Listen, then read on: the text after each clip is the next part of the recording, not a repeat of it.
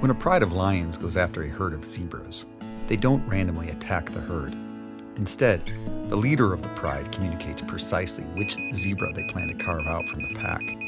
By narrowing the scope of the goal, the pride increases the probability of an injury-free takedown. It's an organized strategy. The zebra's goal is to create confusion and chaos. They run and jump randomly in every possible direction. They zig, zag, and break patterns. They instinctively know that if they can successfully confuse the pride, the lions just might lose track of their target, and maybe the herd will survive another day. Most animal species are predators in some situations and prey in others. Thus, most species have built instinctive behaviors of both predator and prey. The predator model is organized goal seeking, whereas the prey model is disruption and chaos. Bees, for example, follow the predator model when it comes to finding pollen. It's a clear goal, and they organize accordingly. First, the hive sends out scouts in many directions, looking for a bed of flowers dense with abundant pollen. When a scout hits pay dirt, he covers himself in loads of pollen and returns to the hive. Then he does this little dance, and the motion and the length of the dance tells the hive where the flower bed is. The hive will then send an army of bees to harvest those flowers. Once again, by narrowing the scope of the goal and using a targeted strategy, the hive conserves energy and yields much higher outputs. However, sometimes hives are attacked. For example, a hungry bear looking for honey. In this case, the goal of the hive is to disrupt the predator with confusion and chaos, just like the zebra. Most of the beehive consist of worker bees, who are not designed to attack predators. That's the job of the drone. However, in the event of an attack, every bee will fly around in random patterns designed to confuse the predator and create an opening for the drones.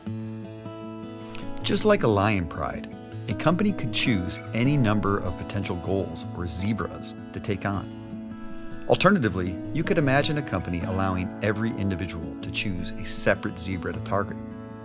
But just like a lion pride, this would be a non-optimal strategy and would likely lead to failure both individually and organizationally. For a company to thrive, it must have a shared, superordinate goal.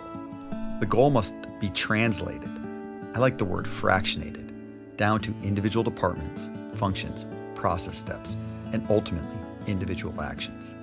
This is the purpose of the OnePage business plan. Clarity of goals helps us understand what the defining characteristics of success look like.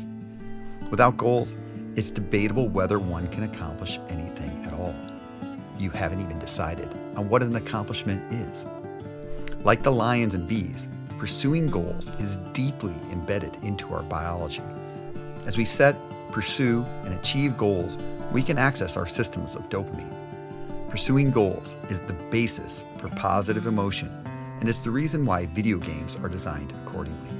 At Endsight, we believe that our financial targets must first start with an idealistic constraint. I've also heard this called a noble promise. At Endsight, we call it our purpose, and that's to help others thrive. Having a noble promise allows our team to pursue financial targets, knowing that we are contributing to people's lives and society at large when we hit those targets. I sometimes use the example of selling cotton candy vape pens to teenagers as a possible goal a company could pursue without being constrained by the concept of a noble promise. When you take your purpose seriously, we can use financial returns, individually and corporately, as a positive indicator that we are on track of serving that superordinate goal of helping others thrive.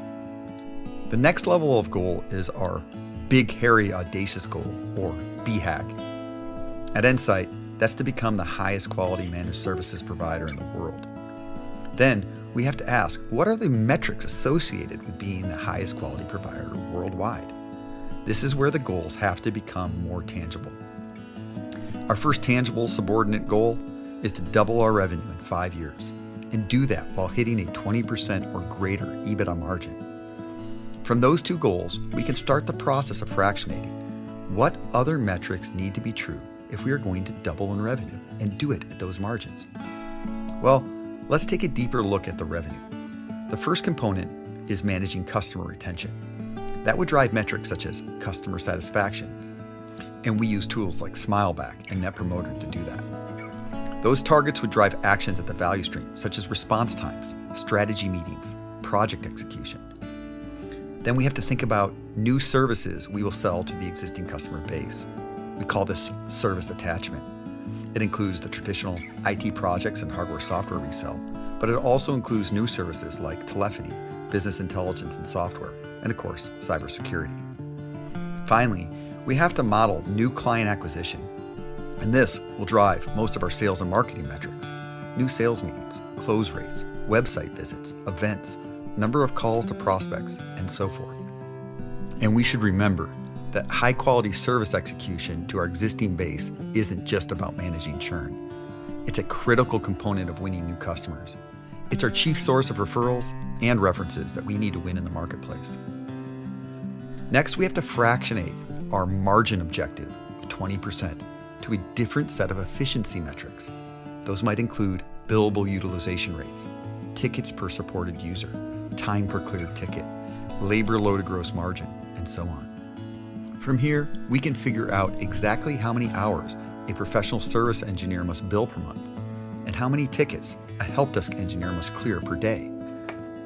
Consider for a minute that all the work towards our superordinate goals actually gets done at the level of an individual. The only way we hit our superordinate targets is when each of us execute individually, each and every day. Plan isn't just about which zebra we plan to take down. It's equally about the hundreds of zebras we're not going to take down. It's the predator strategy. We are attempting to create order and clarity from chaos. Like the bees, we are attempting to communicate, "We have found pollen here. Don't fly around randomly." It's actually pretty easy to pick a strategy apart. For example, the leader of the pride may have picked the slowest zebra, but you can imagine there were plenty of other available strategies. Maybe the superior strategy would have been to have picked the oldest zebra, or even a funny-looking zebra that might stick out in the inevitable chaos. A smart lion in the pride could subvert the leader to pursue a superior strategy. However, there is no way to do that without dividing the focus of the pride. The pride is far less likely to succeed without every lion committed to the singular goal. We should also understand that we have a nature towards creating chaos, like the zebra in the beehive under attack.